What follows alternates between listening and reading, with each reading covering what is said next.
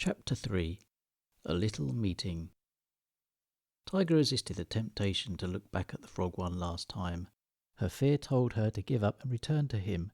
Better that than face the unknown. She knew that seeing the frog's forlorn expression, even for a second, would be all that she needed to change her mind and run back. Her brain, though, warned her returning to the frog would mean living in a bucket and having to eat flies. Tiger did not want this. Flies looked all icky and gooey and were clearly unnecessarily crunchy. So with these thoughts filling her young mind, the kitten took a deep breath and boldly pushed her way through the long grass. As the kitten scoured the skies for signs of the tree, she noticed a very strange character near the top of a blade of grass. Tiger stopped and watched when the tiny creature made a rather familiar wee sound. She had heard it many times from the safety of her warm box, but had never considered what was actually making it. Unless she was mistaken, this funny little critter was creating the noise by rapidly wiggling its back legs. The motion certainly looked easy enough, and one that should be tested immediately. Tiger rolled onto her back and wriggled her rear legs. Nothing happened. She tried again, this time really hard, but still no sound came. Now that she was becoming a wise kitten of the world, Tiger knew that there must be more to it than met the eye. After some serious thinking that lasted at least 20 seconds, she came to the conclusion that she needed to be high on the grass, like this other creature, before she could make the screeching sound. Stretching tall, the kitten tried to climb the grass. She was disappointed when the grass proved to be too weak and would bend over as soon as she put any weight on it. Thinking she needed to be close to the top, as that was where the creature was, Tiger jumped as high as she could. The grass stubbornly refused to cooperate and flopped to the ground. The disturbance caused the little creature to spring away with an incredible leap. Tiger's dormant hunting instinct suddenly woke and made her chase this grass-hopping bug. Each time she got close to it and made ready to pounce, the hopper would effortlessly spring away again. This became rather boring after a few minutes, and Tiger soon developed a dislike for grasshoppers. The little kitten was also getting tired. A snooze was in order. As Tiger curled up into a ball under the swaying grass, a strange feeling came over her. This was a new experience. She always had 4 other kittens and her mother with her when she went to sleep. Tiger tried to push aside thoughts of their absence and listened to the unfamiliar noises surrounding her instead. Eyelids became heavy, and she was just about to drop off when her eyes sprang open in panic. Tiger had just realized that she no longer knew which way to go, or even where she had come from. Such was the sporadic nature of chasing the grasshopper, the kitten had completely lost sense of direction, and the grass was far too tall for her to see anything other than the sky. What was she to do now? Lost and alone, far from home, could this day get any worse? Tiger's eyes glazed over with moisture as the last of her hope departed. She stared at the ground, wondering what to do. It was then that she noticed a small leaf walking by. Tiger blinked a couple of times to clear her vision. Even a kitten as young as herself knew that leaves do not ambulate, and yet here one was doing precisely that. It wobbled a little as it moved, but it definitely was a leaf, and it most certainly moved in a meaningful manner. The leaf's posture was upright, almost as though it was walking tall and proud. It marched with such purpose, Tiger decided it would be a good idea to follow it. Any leaf behaving like this must be a very important leaf indeed, she thought, and it must know where it was going, unlike herself. The leaf did not seem to be concerned about its new companion. Walking so slowly proved to be difficult for Tiger, so she waited for the leaf to open up a little lead before scampering after it. The leaf changed direction a number of times, and it was on one of these turns that Tiger noticed the tiniest of legs under the leaf. She moved in for a closer look and accidentally knocked the leaf over when her nose got too near and bumped into it. "Oi, what's your game, mate?" bellowed the smallest creature Tiger had ever seen. "I've a job to do, and I don't need the likes of you making it harder." Tiger considered this to be a very peculiar creature indeed. The slender black body was lined with 3 legs down each side, and two more appeared to be coming out of its head. Most strangest of all was the booming baritone voice. It was even deeper than Yoo-hoo's, which was really deep. The kitten tried to make amends and put out a paw to grab the leaf. "No, you don't, mate," the creature shouted. "Go find your own." "I was only trying to help," Tiger said nervously. She was starting to feel frightened. This creature seemed to be easily angered. "No need. I cut it off myself, and I've already carried it over 3 yards without anyone's help. I can handle this. I'm a worker ant now. Thank you so very much." The ant vigorously rubbed her front legs together to illustrate the point. "But," Tiger began to say. The ant moved closer, putting herself between the confused kitten and the leaf. "Now listen here, Furbag. You may mean to help," she said while jabbing an antenna menacingly at the kitten. "But how's that going to look if you turn up with my load? The Queen'll have a blooming meltdown and put me back on guard duty. Or worse.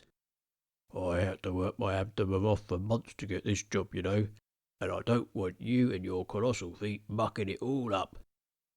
"You're an ant?" Tiger asked, hoping to divert the insect's attention. "That I am," she said proudly. "You don't look very filling. It must take dozens of you to make up as much food as a single fat fly." Hey, steady on now," said the ant with raised front legs while slowly backing away. "You don't want to eat me. I've a stinger, you know, and I ain't afraid to use it." "No, not me. It was the frog that mentioned eating ants." The ant rapidly ran around in small circles, waving her antenna hither and thither and repeating, "Where is he? Where is he?" "He's not here," said Tiger. "I don't know where he is, other than in his bucket somewhere. I'm lost, you see." The ant stopped running and visibly relaxed. Quite an achievement for one so small. "You know what he did?" she asked, although it was clear she did not expect the kitten to answer. "The frog?" asked Tiger, sitting down knowing a tail was not far away. "Yeah, that barbaric bucket-dwelling amphibian." Tiger knew better than to interrupt a lady, even one as small as this, so the kitten politely shook her head and waited for the insect to continue. "Claims he got lost, all innocent like," boomed the ant, "and asks us for help to find his home. Well, we don't know anything about no pond round these parts, but a few of us climb the tallest grasses to look afar." Tiger nervously raised a paw and started to say, "You're—" "No interrupting," snapped the ant. "I'm not finished. Now, as I was saying, our scouts climb the grasses to look for this great area of water, even though our eyes aren't so good at viewing vast distances." Once more the kitten lifted a paw and tried to speak, but the ant scolded her just as sharply as before. Tiger sighed. Apparently satisfied she could continue, the ant resumed her lecture. "Before they could come back down, that greedy frog lashed out at them with his enormous tongue and gobbled them all up. But that wasn't enough. Oh no, he kept going and going. As we sounded the alarm to bring out the soldiers, he gobbled up those that had come out to show him some sympathy and give moral support." The kitten tried to show an expression of shock. The ant seemed satisfied. "Dozens and dozens he ate," she said. "But then we got him good and proper." "What did you do?" Tiger asked enthusiastically. She could not imagine how such little creatures could get something as large as the frog, but it did sound jolly exciting. "We waged war," roared the ant with an element of pride in her great voice. "Us girls climbed up his arms and legs and made for his head to cover his eyes, while the generals organised their platoons and let slip the ants of war." "It must have been havoc," cried the kitten. "Indeed it was, furry one. The battle was hard and long. We were fighting for queen and nest. Sting bite, some more, all while that snaking tongue lapped us up into that cavernous maw. After what felt like an age, the tide turned, and the frog decided to flee. That was some battle. It must have lasted at least 40 or 50 seconds. "What about those that were eaten and the injured?" Tiger asked with concern. "We did what we could for the survivors, and the wind took those that had fallen. The ant lowered her head and slowly shook it. Tiger could see the sadness and almost felt like crying herself. Our losses were terrible that great day, continued the ant after taking a deep breath. The queen had to lay several hundred more eggs, and she was not in a good mood. Anyway, enough about the frog. What was your question? Tiger lifted her paw for the third time and used it to signal behind the ant. Someone is making off with your leaf, she said. What? Exclaimed the ant as she slowly turned to look back. Her leaf had almost gone. No, no, no, she cried as she chased after the departing piece of plant. Not wanting to miss any action, Tiger bounded through the grass and was soon upon the thief. It was another ant, and this one was red. The red ant stopped, looked back to the original owner of the leaf and then up at the kitten. She dropped the leaf so she could talk. Ants, you see, do not have hands. They use the appendages by the side of their mouth instead. We call these special limbs mandibles. We do not know what ants call them. No one has ever asked. The first ant soon reached the pair. You stole my load, she said, huffing and puffing. It's mine now, said the red ant defiantly. You know the law. And to emphasize the point, she rose up onto her rear 4 legs and folded her front 2 across her thorax. Although tiny compared to herself, Tiger was surprised to see this new ant was considerably larger than the first, and her bright red body made her look particularly fearsome. I was busy regaling my new, and mighty you may notice, friend here about the finer details of the frog war, said the black ant, while you sneaked in and stole my nest's food. Now, said the red ant slowly, you know the law of the land as well as I. She who findeth it, keepeth it, said the black ant grudgingly. Her posture deflated. Tiger was sad to see this. The leaf ownership business did not seem fair. She put her brain to work. Steam almost came out of her ears, such was the energy being spent. Hang on, Tiger said just as the red ant bent over to collect the leaf. You could not have found the leaf. Oh, said the big red ant as she slowly turned to face the kitten. And why is that? Because it wasn't lost, Tiger said triumphantly. That's right, said the first ant excitedly. Finder's law is not applicable. The red ant moved towards the black ant.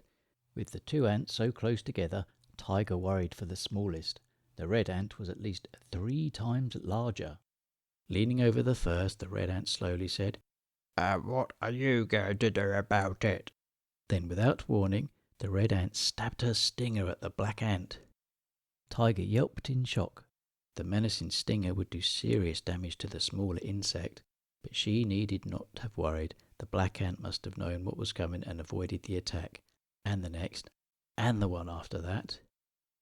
Then the black ant dashed under the red ant and raced towards her leaf cutting. The red ant made to follow, but Tiger had seen enough. It was time for her to help. Before the red ant could catch the other, Tiger stretched out her front leg to block the way. Red merely climbed up and over the obstruction, almost as though there was nothing in the way. Tiger did it again and again. Each small delay for the red ant allowed the other to increase her lead, grab the leaf, and make off into the grasses. Finally, the black ant was lost from sight and the red ant gave up the chase. Now look what you've done, she cried. I'm going to have to find another now. Tiger looked down at the little insect, her paw still blocking its path. You should have asked to share, the kitten said, feeling proud of her new-found wisdom. The red ant did not answer. Instead, she slowly climbed part of the way up the kitten's paw and suddenly jabbed her savage stinger into Tiger's foot. Never had Tiger felt such pain. The venom instantly roared through her foot and up her leg like a raging fire. The ant jabbed once more before Tiger managed to flick the creature off. In a state of panic, the terrified kitten raced into the tall grasses. Each time she placed her wounded paw on the ground, she whimpered in agony. Tiger eventually came to a halt and started to lick the underside of her painful paw. It helped relieve the pain a little, and her racing heart slowly returned to normal. It was then that she noticed her surroundings. The tall grasses were gone. But what was this beside her? It was a tree, and what a huge tree it was!